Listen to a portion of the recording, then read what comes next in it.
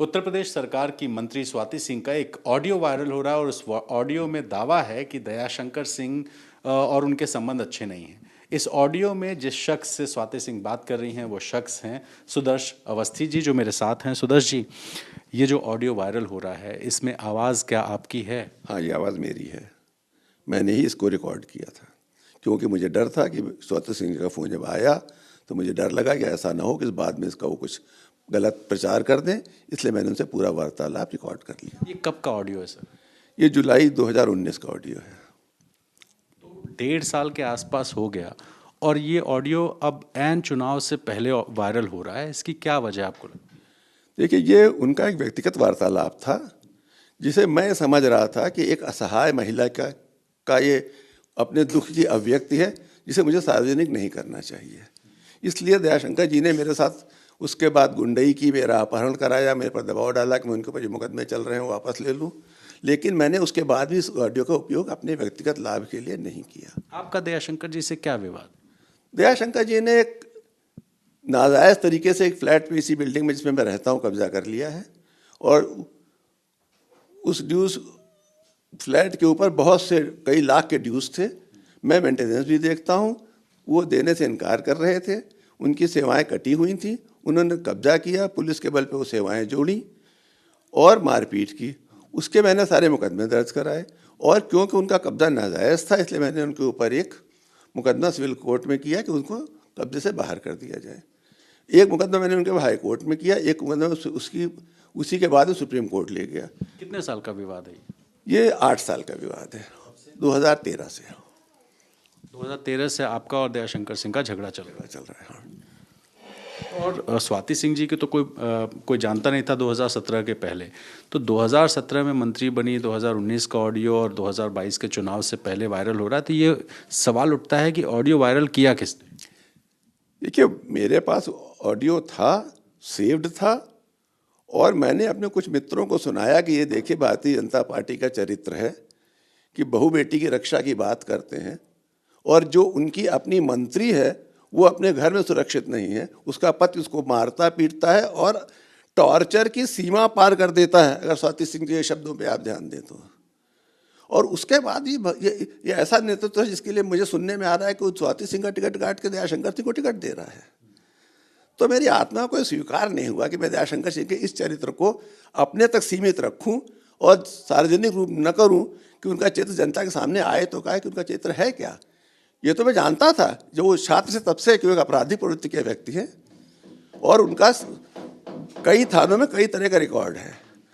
लेकिन ठीक है, किसी आदमी को अपने अतीत से निकल कर सुधरने का अधिकार भी है और अवसर भी मिलना चाहिए। मतलब आप ये कह रहे हैं कि ऑडियो आपने वायरल किया? मैंने वायरल नहीं किया, मैंने कुछ अपने मित्रों को दे दिया, उसमें किसने वायरल कर दिया ये मैं नहीं जानता।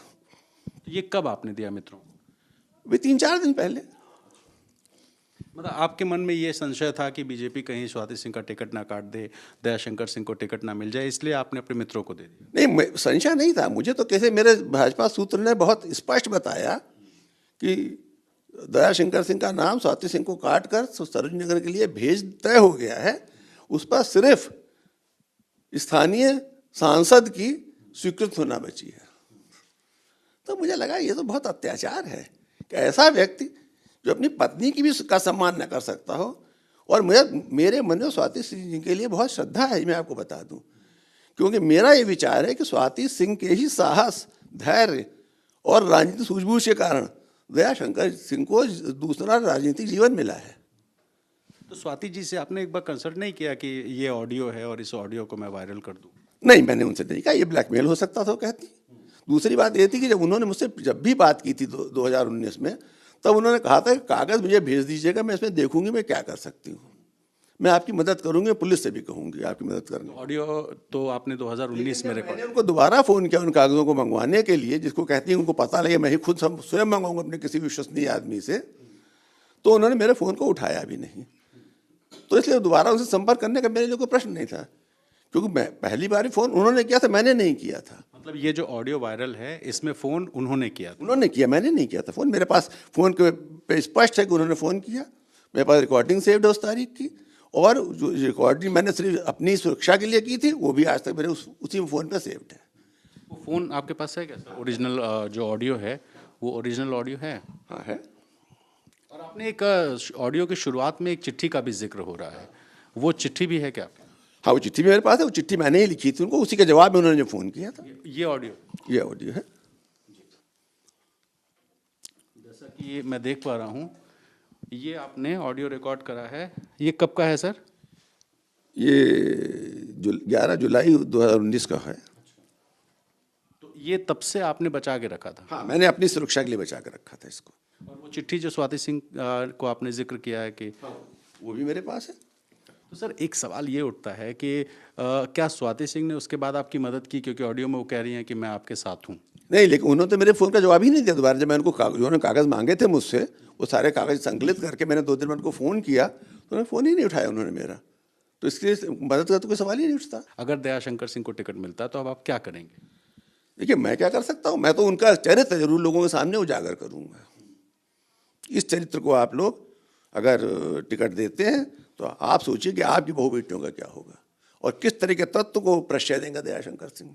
ये दयाशंकर सिंह जी सवाल उठा रहे हैं कि चुनाव से ऐन पहले राजनीतिक कारणों से इस ऑडियो को जानबूझकर वायरल कराया गया है, और ऐसा कौन सा डीड होता है जिसमें मकान में कोई रह सकता है, उस मकान को कोई बेच नहीं सकता है? ये वो आपसे सवाल करना चाहते हैं। मुझे पता नहीं उन्होंने लॉ किया है कि नहीं किया है, लेकिन मैं उनसे सिर्फ इतना कहूँगा कि अगर एक लाइसेंस डीड पे कोई आदमी रह रहा है किसी मकान में तो उसको बेचने का अधिकार नहीं होता, सिर्फ रहने का अधिकार होता है। वो लाइसेंस डीड क्या होती है किसी सक्षम वकील से पूछ ले, उनको बता देगा। एक सवाल वो ये भी उठा रहे हैं कि जानबूझकर इस ऑडियो को वायरल किया गया है, तो क्या सुदर्श अवस्थी जी इस बात को स्वीकार करेंगे कि चुनाव से ऐन पहले जानबूझकर उन्होंने ऑडियो लीक किया है? देखिए, सुदर्श अवस्थी का स्पष्ट स्टैंड है। मेरे पिताजी 36 साल लखनऊ स्नातक क्षेत्र से उत्तर प्रदेश विधान परिषद के सदस्य रहे और निर्दलीय सदस्य रहे। उन्होंने कभी कोई पार्टी नहीं ज्वाइन की और मैं भी पिछले 40 साल से किसी पार्टी का सदस्य नहीं हूँ, इसलिए मेरा कोई राजनीतिक उद्देश्य इसके पीछे नहीं है। और जहाँ तक इसका सवाल है, 2020 में जब दयाशंकर सिंह के कहने पे उनके भाई ने स्वयं 18 दिनों तक मेरा अपहरण किया, मारपीट की, मेरे रुपए छीने, मेरा फ़ोन छीना, और अल्टीमेटली जब सौभाग्य से मेरे कुछ निकट लोगों के संपर्क के कारण पुलिस एक्टिव हुई एकदम से अचानक, तो वही लोग मुझे थाने ले गए और मैंने उसकी रिपोर्ट लिखाई और उस रिपोर्ट पे आज 2 साल तक कोई एक्शन नहीं हुआ है, जबकि उसमें गंभीर धाराएं लगी हुई हैं। और मैं उस सिलसिले में योगी आदित्यनाथ से लेकर और सब इंस्पेक्टर तक सबके पास एक गुहार लगाता रहा कि थाने की रिकॉर्डिंग रोक ली जाए, जिसमें पता लगेगा कौन लोग मुझे अपहरण, वो भी डिस्ट्रॉय कर दी गई। इतना महत्वपूर्ण सबूत जो पुलिस के पास था, पुलिस ने डिस्ट्रॉय कर दिया, उसको सेव नहीं किया। तो ये मैं समझ सकता हूँ कि इस सरकार में उनका क्या रुतबा है, लेकिन उस रुतबे को मैं अपनी जानबूझकर अपने सामर्थ्य के भीतर बढ़ने दूं, ये मेरी आत्मा को स्वीकार नहीं है। इसलिए मैं इस विषय पर दयाशंकर सिंह का विरोध अवश्य करूंगा। इसका कोई राजनीतिक कारण निकाले, मुझे कोई फर्क नहीं पड़ता। तो सुदर्श अवस्थी जी को सुन रहे थे, जिन्होंने ये चिट्ठी लिखी थी यूपी सरकार की मंत्री स्वाति सिंह को, और ये बताया था कि दयाशंकर सिंह जो उनके पति हैं, उनका कुछ विवाद है और उस विवाद को लेकर के जो भी जानकारियां थी वो इस चिट्ठी में दी गई थी।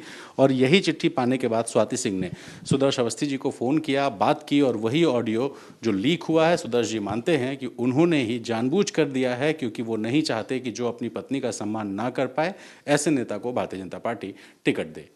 कैमरा पर्सन प्रेम सिंह के साथ रणवीर, एबीपी न्यूज़, लखनऊ।